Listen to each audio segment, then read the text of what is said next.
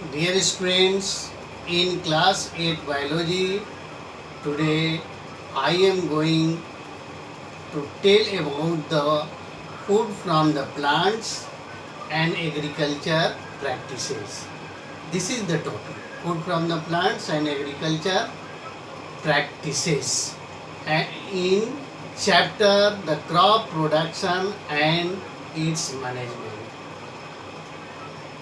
Inside the chapter or in this topic we will study how the human population get the food from the plants, and in agriculture practices mostly you will study the kharif crops and the rabi crops. So let us start the food from the plants. Over a period of the time, human population on the earth has increased many folds. As a result, the demand of the food has also increased. Means जब इस धरती पर मानव आबादी बढ़ते जा रही है, बढ़ी, तो भोजन की डिमांड भी बढ़ी, क्योंकि जैसे जैसे आबादी बढ़ती जाती है भोजन की डिमांड भी बढ़ते जाती है. Over 80% of the human diet is provided by the seeds of the less than a dozen plant species like the wheat, rice and maize. जो मनुष्य का भोजन है उसका लगभग 80% भोजन एक दर्जन पौधों के सीड के द्वारा, लगभग एक दर्जन से कम ही पौधों के सीड्स के द्वारा प्रोवाइड कर दिया जाता है. वैसे धरती पर बहुत सारे पौधे हैं, लेकिन लगभग एक दर्जन माने 12 पौधों की से भी कम के सीड के द्वारा पूरे 80% ह्यूमन डाइट की सप्लाई हो पाती है. और मुख्य रूप से जैसे व्हीट हो गया, गेहूँ, राइस चावल, मेज मक्का. In order to maintain a steady supply of the food, farmers undertake the several systematic activities. और इस भोजन की जो आपूर्ति है ये लगातार होती रहे, इसके लिए किसान जो है बहुत सारे सिस्टमेटिक, विधिवत जो तरीके अपनाते हैं, spread over a period of time, जो कि बहुत समय से फैलते जा रहा है. This activities are called agriculture practices. और यह एक्टिविटीज़ एग्रीकल्चर प्रैक्टिसेस कहलाती है. Do you know the agriculture started about 10,000 years ago. खेती लगभग 10,000 वर्ष पहले शुरुआत हुई. And both the agriculture and domestication started in the Fertile Crescent in the East Africa and in the Middle East. जो agriculture है, agriculture that is the practice of cultivating land for growing crops is known as the agriculture, and domestication, that is the rearing of the animals for human welfare, is called domestication. दोनों agriculture और domestication start हुआ fertile crescent से, जो east Africa और middle east में है. और wheat and barley are some of the first crops of the human have been growing since time immemorial. और सबसे पहले जो पौधे लगाए गए किसानों के द्वारा वह व्हीट और बार्ले का था, जिसकी खेती की गई. अब उसके बाद आता है agriculture practices. In this topic, ever since human started growing crops, मनुष्य जब खेती करना शुरू कर दिया, agriculture practices have undergone a lot of changes. और बहुत सारे जो खेती के तरीके, विधियां किसानों के द्वारा अपनाई गई, उन विधियों में बहुत सारे परिवर्तन होते गए time to time, and this sector has become more organise, और यह सेक्टर बहुत व्यवस्थित हुआ। Agriculture practices are now carried out in systematic and scientific manner. ये जो एग्रीकल्चर विधियां हैं, प्रैक्टिस हैं, और ये सिस्टमेटिक और वैज्ञानिक तरीके से होने लगी।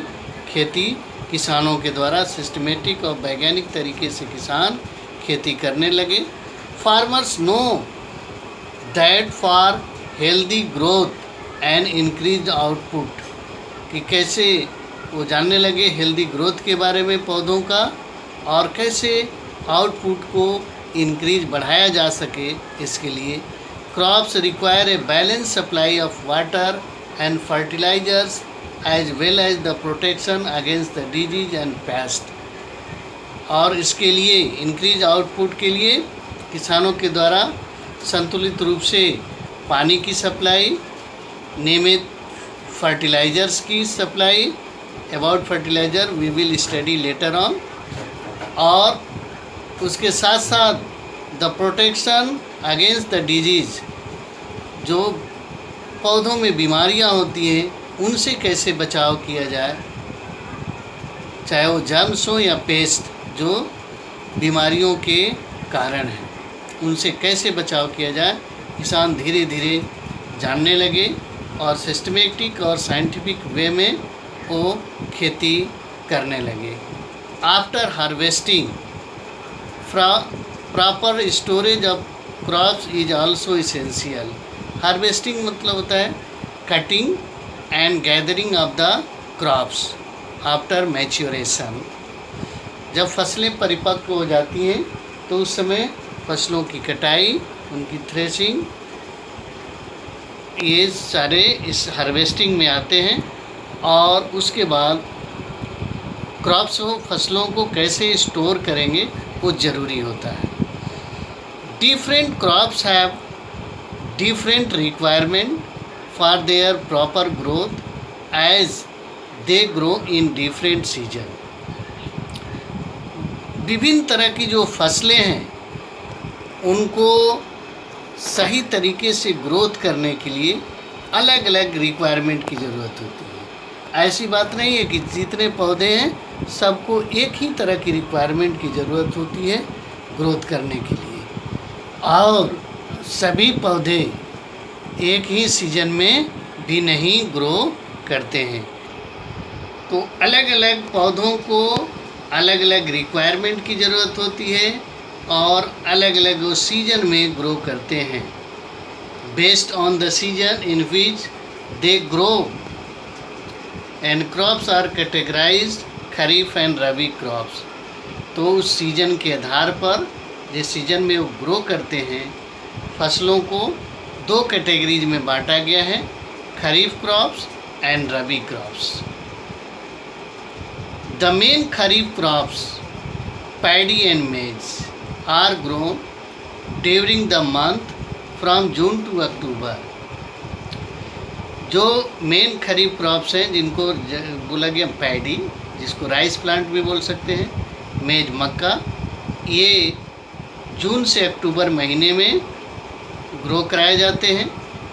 And these crops are dependent on the western monsoon. ये फसलें पश्चिमी मानसून पर आधारित होती हैं।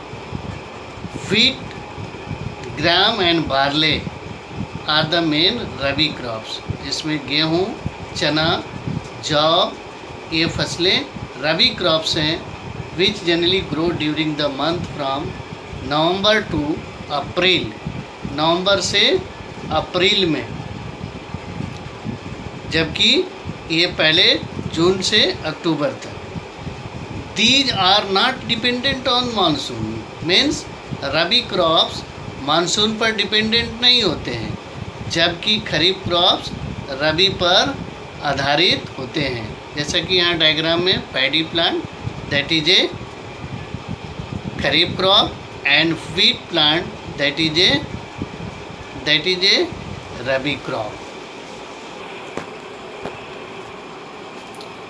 Yes, Kharif crops and Rabi crops. There is a chart is given here. Season, rainy season, rabi crops के लिए है और time period is June to October. Examples the paddy, maize, soybean, groundnut. while the rabi crops season is winter season, time period November to April, and examples are the wheat, mustard, linseed. linseed एक तीसी होता है जिससे तेल निकाला जाता है. सरसों है और ये गेहूँ. अब उसके बाद आता है do you know the word rabi in Arabic language means spring. Rabi एक अरेबिक लैंग्वेज का वर्ड है जिसका मीन होता है spring. Means the rabi crops are named so because they are harvested in spring. Rabi crops क्यों नाम दिया गया? इसलिए नाम दिया गया कि इनकी हार्वेस्टिंग रबी स्प्रिंग सीजन में होता है. उसी तरह जो वर्ड खरीफ है, खरीफ उसका मीनिंग होता है ऑटम. इन अरेबिक लैंग्वेज में ऑटम होता है. Means the kharif crops generally harvested in autumn season. After studying the types of the crops on the basis of the season in which they grow, we generally study the kharif crops and rabi crops. Generally, sometimes question asks, what are the differences between the kharif and rabi crops? So how, dear students, you can differentiate between the kharif crops and rabi crops? First, we can differentiate with the heading the season. If you compare in kharif crops and rabi crops on the basis of the season, the kharif crops are monsoon or rainy season crops. Generally कह सकते हैं monsoon or rainy season crops, while the rabi crops are non-monsoon season crops. Non-monsoon season crops means they do not depend upon monsoon, while the kharif crops dependent on the western monsoon. Second point, the conditions.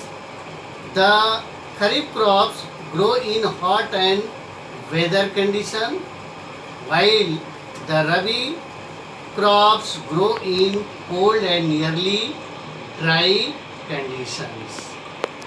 अब next point हम sowing की बात देखते हैं. तो kharif crop sown in the beginning of the rainy season in July, June and July.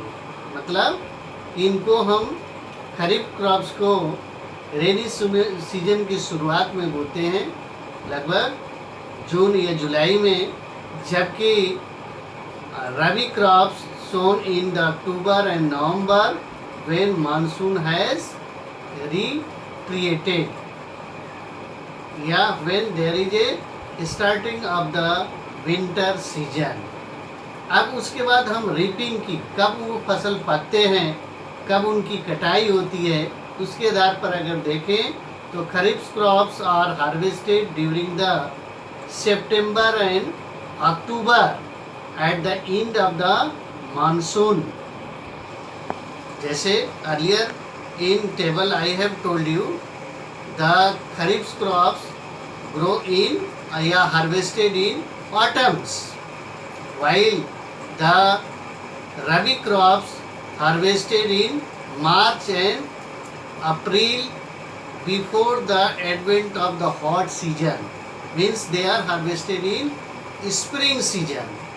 And next point, the examples of the kharif crops are the rice, maize, groundnuts, soyabean, green gram, cotton, black gram, etc. While the examples of the rabi crops are the wheat, barley, gram, mustard, linseed, pea, etc. This is about the differences between the Kharif crops and Rabi crops. At last, dear students, I will give you one question and you will do in your homework copy. Write the differences between Kharif crops and Rabi crops. Write the differences between Kharif crops and Rabi crops. You will do this work in your homework copy. You like it, subscribe it and press bell icon. That's all today in class 8 biology from my side.